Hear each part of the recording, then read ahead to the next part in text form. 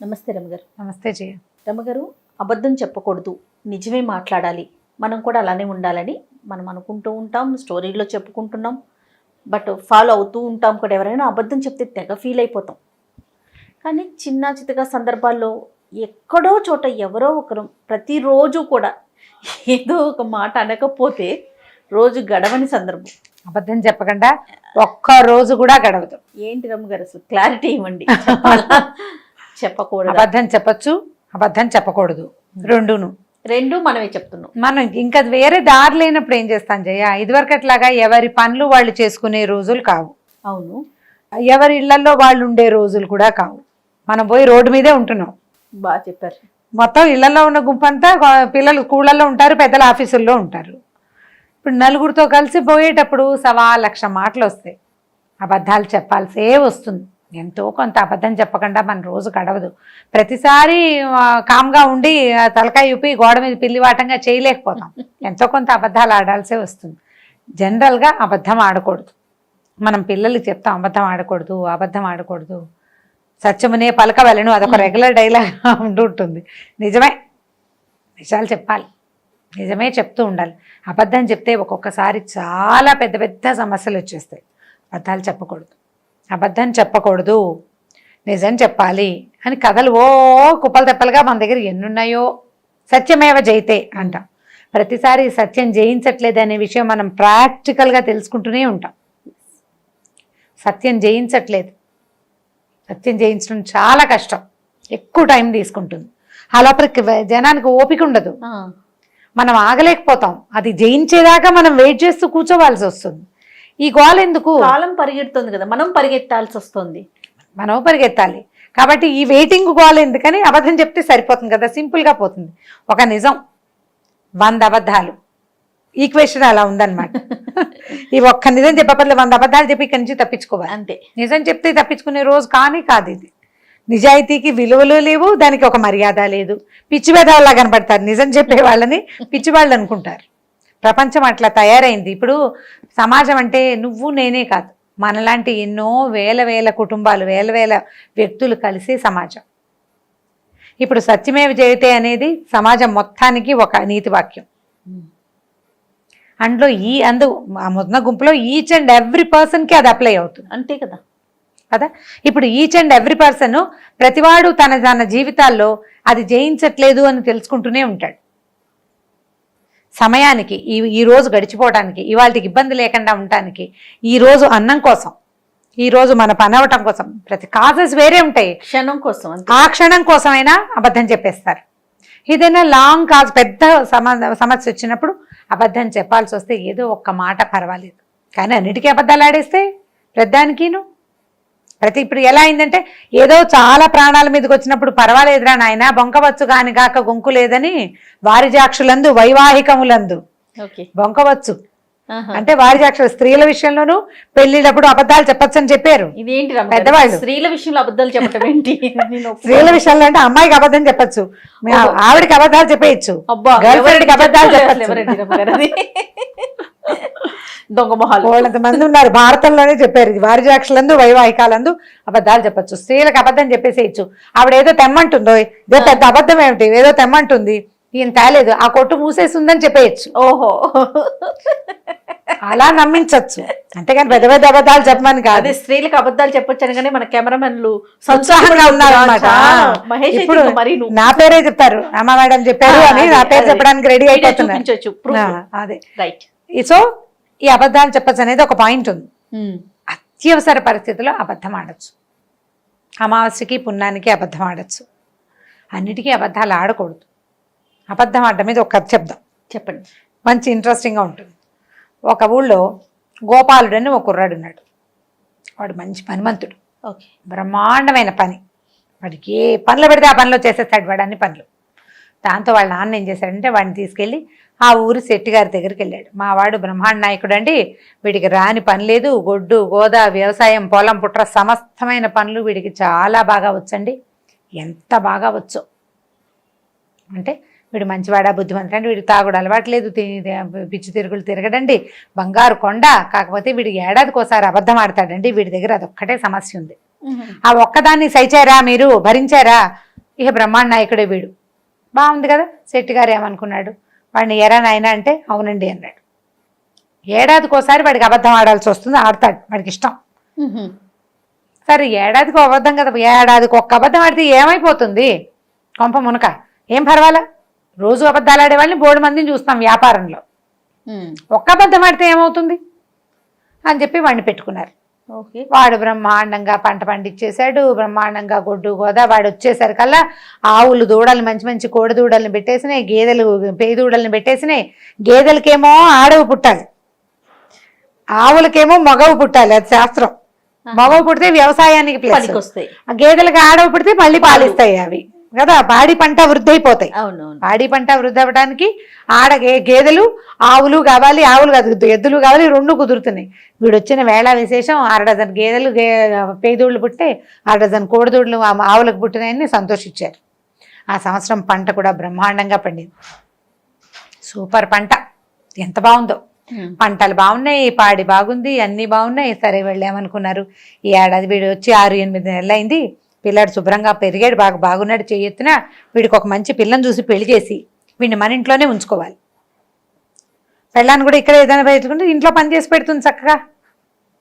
జనరల్గా ఊళ్ళలో అలాగే చేస్తారు. పాలేళ్ల భార్యలు కూడా ఏదో ఒక పని సాయం, పెద్ద పనులు ఏం కాదు, బియ్యం బాగు చేసి పెట్టడం, మినపప్పు బాగు చేసి పెట్టడం, ఎవరికో ఆ కూలి ఇవ్వకుండా మనవాడి పెళ్ళానికి ఇచ్చుకుంటాము అని వాడికి పెళ్లి సంబంధాలు కూడా చూడడం మొదలెట్టారు. వాడు వచ్చిన సంవత్సరం మామిడి తోట విరగ్గాసింది. వాడికి బ్రహ్మాండంగా తోట పనులు అవి వచ్చు. చుట్టూతా చక్కగా పెద్ద పెద్ద కైవారంలో అడుగు ఇవి తవ్వి, చెట్ల చుట్టూతా తవ్వి చక్కగా వరిపట్టు అవి ఇవి తెచ్చి వేసి, అంటే ఎరువులు వేసి బాగా మామిడి పంటను కూడా వృద్ధి చేశాడు. మామిడి తోట, అక్కడి నుంచి మల్లె తోటలు నేట, మల్లెపూలు కూడా తెగపూసేసినాయి. వీడు బాగా చేస్తాడు కదా, మంచి పనిమంతుడు. తెల్లవారి 4ంటికి లేచాడంటే రాత్రి 11 దాకా వంచినడు మెత్తకుండా పనిచేస్తాడు వాడు. అంత బ్రహ్మాండమైన వాడు. సూపర్గా ఉంది. సంవత్సరం తిరిగేసరికి ఈ శెట్టి గారికి మామూలు కంటే ఇబ్బడి ముబ్బడిగా పంటలు, పళ్ళు, పువ్వులు, గేదెలు, ఆవులు ఇంటి నిండా బ్రహ్మాండంగా ఉన్నాయి. సరే ఏమైంది, సంవత్సరం చివరికి ఇంకొక 10 రోజులు పోతే వీడొచ్చి ఏడాది అవుతుంది. ఏడాది వచ్చిన సందర్భంలో వాడికి బట్టలు కుట్టిద్దామనుకున్నారు. అక్కడి నుంచి రేపొద్దున పెళ్లి చేసుకుంటాడు కాబట్టి వీడి ఖాతాలో ఓ 50 రూపాయలు 100 రూపాయలు జమ చేసి పక్కకు పెట్టాలనుకున్నారు. రోజువారీ 3 పూట్ల ఇక్కడే అన్నం తింటాడు, 10 రూపాయలు జీతం. సంవత్సర జీతం వాడికి బోనస్ ఇవ్వాలనుకున్నారు వీళ్ళు. నెలకు 10 అంటే 12 నెలలకి 12 10లే కదా, 120 రూపాయలు. ఇంకొక 120 వేసి వాడి పక్కన పెడితే రేపొద్దున పెళ్ళాం పిల్లలు వస్తే వాడికి బాగుంటుంది, వీడి వల్ల మనకి ఇంత వృద్ధి అయిందని చాలా సంతోషించారు.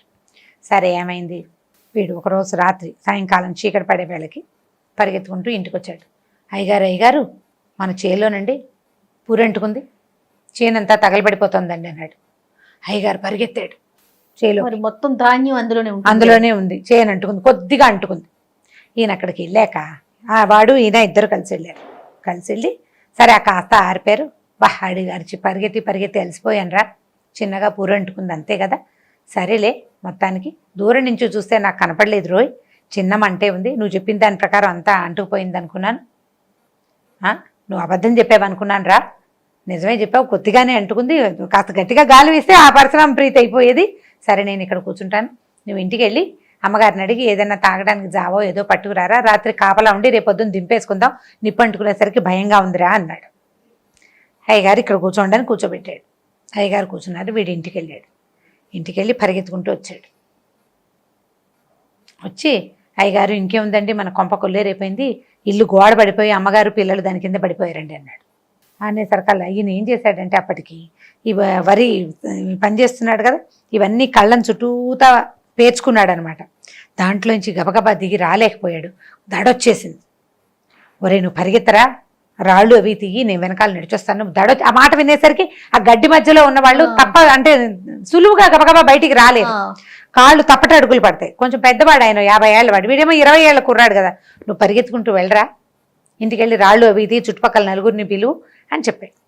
వీడు పరిగెత్తుకుంటూ ఇంటికెళ్ళి అమ్మగారు ఇంకేముందండి, పూరిదిమ్మ మొత్తం కూలిపోయింది, పూరే సంగతి కూలిపోయింది, అయ్యగారు దాని కింద పడి నలిగిపోయారండి అని చెప్పాడు. అయిదా వాళ్ళు పరిగెత్తుకొచ్చారు. ఈ మొత్తం వ్యవహారం అంతా సాయంకాలం కదా జరిగింది. ఈ గడ్డి అంచుకుని ముందు వీడొచ్చి మళ్ళీ వీడి ఇంటికి వెళ్ళి మళ్ళీ వచ్చేసరికి బాగా చీకటి పడిపోయింది. ఈ నడిచి వస్తున్న ఆయన హైరాన్గా వస్తున్నాడు కదా, పక్కనున్న బురద చెరువులో పడ్డాడు. వస్తూ పడేసరిగా ఒళ్ళంతా బురదంటింది.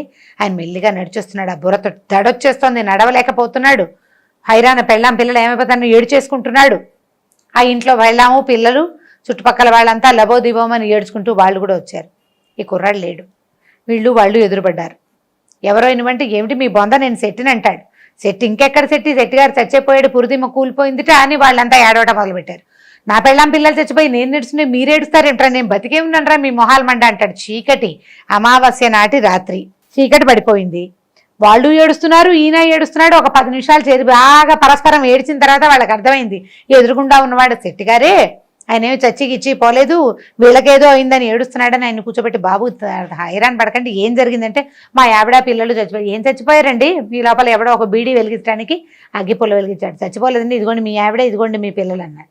ఈ సెట్టి గారిని చూశారు, మొహం కడుక్కుని చూపించాడు. అంతా ఇక్కడే ఉన్నారు. ఇదేమిటి అందరం ఇక్కడే ఉన్నావు, వాడు ఇలా చెప్పాడు, వాడేడంటే వాడు లేడు, వాడు కనపడలా. ఇంత అబద్ధం ఎందుకు చెప్పాడు వాడు అనేసరికల్లా ఈ లోపల ఆ ఇంత పిల్లాడు ఉన్నాడు సెట్టి గారికి. నానోయ్ వాడు ఏడాదికి ఒక అబద్ధం చెప్తానన్నాడు, ఇంకో వారం తిరిగితే వాడు వచ్చి ఏడాది అవుతుంది, వాడు అబద్ధం చెప్పాడేమో నాన్న అనేసరికల్లా వీళ్ళకు మా కోపం ఒళ్ళు మండిపోయింది. ఇంత మాట చెప్తాడా, ఇంత అబద్ధం ఏమిటి, చచ్చిపోయారని అబద్ధం చెప్తాడా వాడు? సరదా ఎంత సరదా అయితే మాత్రం అబద్ధపు సరదా ఏమిటి, అవసరానికి అబద్ధం చెప్పాలి కానీ సరదాకి అబద్ధం చెప్తే ఎట్లా? ఇదంతా గందరగోళం అయిపోయింది కదా. ఆయనకి గుండాకి చచ్చిపోతే సెట్టి గారు టెన్షన్ తోటి, లేకపోతే ఆ ఇంట్లో పెళ్ళామో పిల్ల ఎవరో ఒకళ్ళు హైరాన్ పడి చచ్చిపోతే టెన్షన్ పడతారు కదా. అక్కడి నుంచి ఊళ్ళో వాళ్ళందరూ నానా తిట్లు తిట్టారు. వాళ్ళ నాన్నని పట్టరండి రా వాడిని చెట్టు కట్టేద్దామన్నారు. తండ్రిని తీసుకొచ్చారు. నేను ముందే చెప్పాను కాదుటండి వాడి సంగతి, ఒక్క అబద్ధం ఏడాదికి ఒక అబద్ధం ఆడతాడు. మీరు ముద్దు చేసి 2 అబద్ధాలు ఆడించుకున్నారు, మీరు పాడు చేశారు వాడిని బాగా చూశారు, బట్టలు కుట్టించారు, పెళ్ళి అన్నారు, పేరంటం అన్నారు, డబ్బులు నీకు డబల్ ఇస్తామన్నారు. అంత ముద్దు ఎక్కువయ్యేసరికి వాడు 2వ అబద్ధం కూడా ఆడాడు. మీరు చచ్చిపోయారని ఆవిడ చెప్పాడు, ఆవిడ పిల్లలు చచ్చిపోయారని మీకు చెప్పాడు. మీ వల్ల మా వాడు 2 అబద్ధాలు ఆడాడండి, నేను దాకా ఒక్క అబద్ధమే ఆడాడు. శభాష్, మీరే చెడగొట్టారు. వాడిని పనివాడిలా చూస్తుంటే బ్రహ్మాండంగా ఉండేవాడు, ఒక్క అబద్ధంతో సరిపెట్టేవాడు. ఇప్పుడు మీ వల్ల కదా మా వాడు 2 అబద్ధాలు ఆడాడు, కాబట్టి మీరే నాకు డబ్బులు ఇవ్వాలన్నాడు వాళ్ళ నాన్న. ఊళ్ళో వాళ్ళంతా వాడిని చెడతిట్టారు. ఇదేం అబద్ధం నీ బొందా, వాడు ఏంటంటే వాడు ఇక్కడెక్కడున్నాడు లేచకపోయాడు, గొడవ అంతా బయటకు వస్తే తను తిడతారని. అక్కడి నుంచి మర్నాడు వాడిని వెతికి పట్టుకుని ఈ సెట్టి గారు పట్టుకున్నారు. మరి ఇంత డబ్బులు గలవాడు కదా అయినా 4 మనుషులు పంపించి, ఎరా ఇంత అబద్ధం ఆడతావా, ఇట్లాంటి అబద్ధం కాదు ఆడాల్సింది. అబద్ధం ఎప్పుడు ఆడాలి, అత్యవసరమైనప్పుడు, ప్రాణాపాయ స్థితి వచ్చినప్పుడు, నువ్వు తప్పుకునేందుకు ఏ ఆసరా లేనప్పుడు అబద్ధం ఆడి తప్పుకోవచ్చు. అంతేగాని సరదాకి అబద్ధం ఆడకూడదు, అన్నిటికీ అబద్ధం ఆడకూడదు. నీ సరదా సెట్టి గారి ప్రాణం పోతే అని అందరూ కేకలేశారు. వాడి డబ్బులు వాడి చేతులు పెట్టి నువ్వు మళ్ళీ మా ఊరు ఛాయలకి రావద్దు, ఊళ్ళో ఎవరింట్లో పెట్టుకున్నా వీడి ఈ పనే చేస్తాడు, వాడికి ఎక్సైట్మెంట్ వస్తుంది అనమాట. అంతకుముందు వాడు చిన్నప్పుడు ఎక్కువ అబద్ధాలు చెప్తుంటే వాళ్ళ నాన్న వాడికి ఏడాదికి ఒకసారి అని కట్టడి చేశాడు, సంవత్సరానికి ఒకసారి ఫిక్స్ అయింది, పీక్ లో ఉన్నాడు అనమాట వాడు. కాబట్టి ఈ పీక్స్ లో అబద్ధాలు ఆడకూడదని వాడిని సరి చేసి పెట్టి పంపించారు. సో ఈ కథ కంచికి మనం ఇంటికి, పిల్లలకి మనం ఏం చెప్పాలి, అబద్ధాలు ఆడకూడదనే చెప్తూ ఉండాలి. అబద్ధం ఆడచ్చు అప్పుడప్పుడు అని మాత్రం పిల్లలకి అనిపించకూడదు. మనం అబద్ధం ఆడి వాళ్ళకి దొరికామనుకోండి, ఈ పరిస్థితిలో ఇట్లా చెప్పాల్సి వచ్చిందిరా అని వాడికి పరిస్థితి అర్థమయ్యేటట్టు చెప్పాలి కానీ ఇలాంటి పరిస్థితుల్లో అబద్ధం ఆడచ్చు అని స్టేట్మెంట్లు మాత్రం ఇవ్వకూడదు. అవును, వాడు కూడా స్టేట్మెంట్ ఇవ్వకుండా అత్యవసరమైనప్పుడు అబద్ధం ఆడుకుంటాడు. అబద్ధం ఆడితే పిల్లాన్ని సహించద్దు. అండ్ రెండోది, తల్లులు కానీ తండ్రులు కానీ అబద్ధాలు ఆడి పిల్లలకి దొరకకూడదమ్మా, దొరకకూడదు. దొరికితే సులువైపోతాం, మనం పిల్లలకి చులకనైపోతాం. దొరకద్దు, దొరకకుండా ఉండడానికి ట్రై చేయండి. దొరికితే వాడికి అర్థమయ్యేలాగా చెప్పండి, బట్ స్టేట్మెంట్స్ ఇవ్వకూడదు. ఇలాంటప్పుడు అబద్ధాలు చెప్పేచ్చిరా అని చెప్పద్దు. అబద్ధం ఆడకూడదు అన్న దాన్ని మెయింటైన్ చేస్తూ ఉంటే కనీసం కొంత రూల్స్ ఏర్పడి ఉంటాయి. వాళ్ళు పెరిగి పెద్ద అయ్యాక ఎప్పుడు అబద్ధం చెప్పాలి ఎప్పుడు చెప్పకూడదనే విజ్ఞత వాళ్ళకి తెలుస్తుంది. పెద్ద అయ్యేదాకా కనీసం జాగ్రత్త పడండి పిల్లలు. రైట్, చాలా బాగుందండి, స్టోరీ బాగుంది, నీతి బాగుంది. రైట్ రమ్మ గారు, ఇంకొక స్టోరీతో మళ్ళీ కలుద్దాం. తప్పకుండా చేయ.